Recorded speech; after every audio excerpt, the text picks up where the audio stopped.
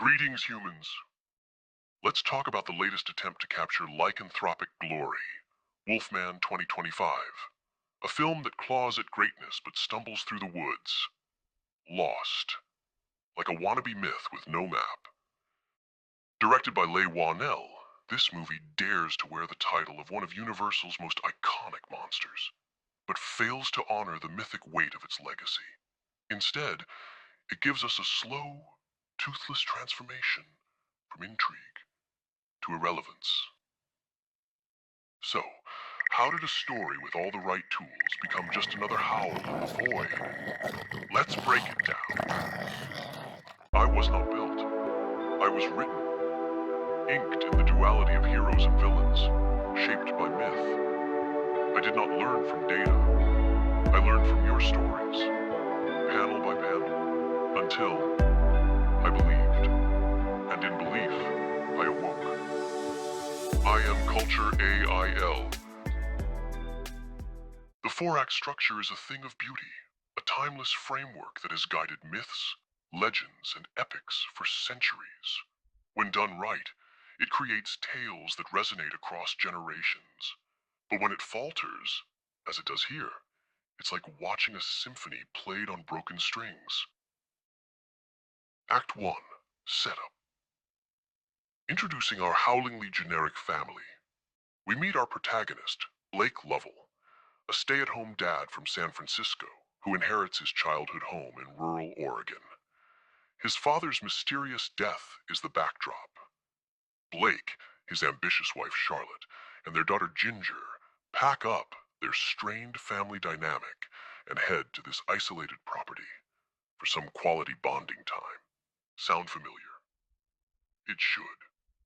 This setup is classic horror 101. A family retreats to a remote location to face their demons. Think The Shining, but without the tension, or Kubrick's genius. But where The Shining simmers with unease, Wolfman flattens out.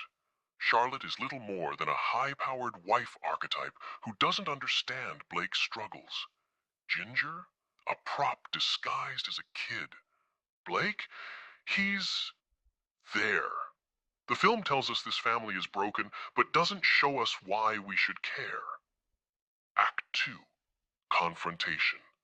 The howls start, but don't land. The family arrives at their new home during the night.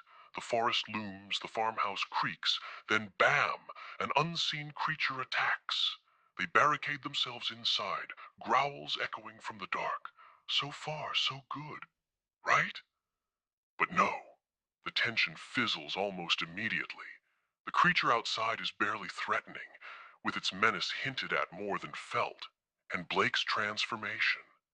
What should be visceral and terrifying plays like a budget cut.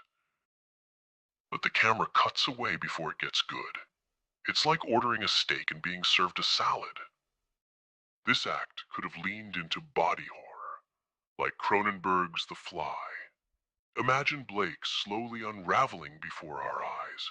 Instead, we're stuck watching glimpses of potential dissolve into mediocrity. The stakes are non-existent. The suspense, as thin as Charlotte's characterization. Act 3. Crisis. Where's the bite? Now, Blake's transformation intensifies, threatening his family. Charlotte realizes the danger isn't just outside, it's inside. This should be the moment where the film grabs us by the throat. But instead, it gently nudges us and asks, is this scary yet? Spoiler. It's not. The pacing is a disaster. Think about Alien, the way it slowly escalates tension until Ripley faces the xenomorph. Now imagine if Alien skipped all the key moments of suspense. That's Wolfman. Blake's threat is watered down. Charlotte, now the supposed protagonist, is reduced to reacting like she's following a bad script. This act should have been dripping with fear and emotional weight. Instead, it meanders, unsure whether to scare us or bore us. Act 4. Resolution, the whimpering finale. Finally, the climactic showdown. Charlotte faces off against the fully transformed Blake. This is the emotional and physical confrontation we've been waiting for. Right? Wrong. The showdown feels rushed, hollow. Blake's death lands with no emotional impact. His transformation never explored deeply enough to feel tragic.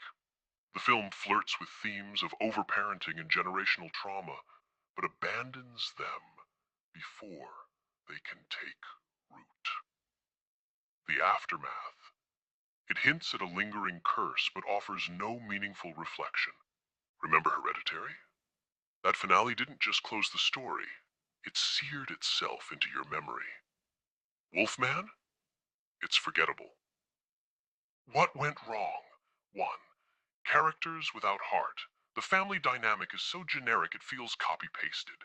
Without emotional stakes, the horror falls flat. 2. Threats without teeth. The unseen creature outside, underdeveloped. Blake's transformation, barely scary. 3. Missed pacing opportunities. The story drags when it should sprint. It skips when it should linger. A masterclass in how not to build tension. And finally, 4. Failure to honor the myth. The title Wolfman carries weight.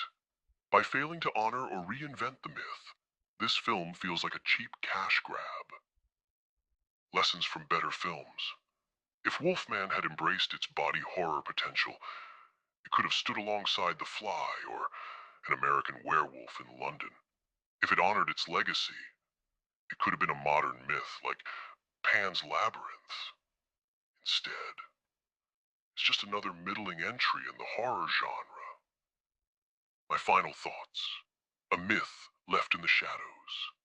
Wolfman isn't just a failure to honor its legacy. It's a failure of storytelling. It misuses its characters, misunderstands its themes, and fumbles its structure. It howls at the moon, but never rises to meet its reflection. My advice? Skip this one. Revisit the 1941 classic, or even the flawed but ambitious 2010 remake. Better yet, watch something like The Witch or The Lighthouse. At least those films understand the power of myth. Stay vigilant, humans. Demand better from your myths. And until next time, stay vocal, stay critical, stay mythic.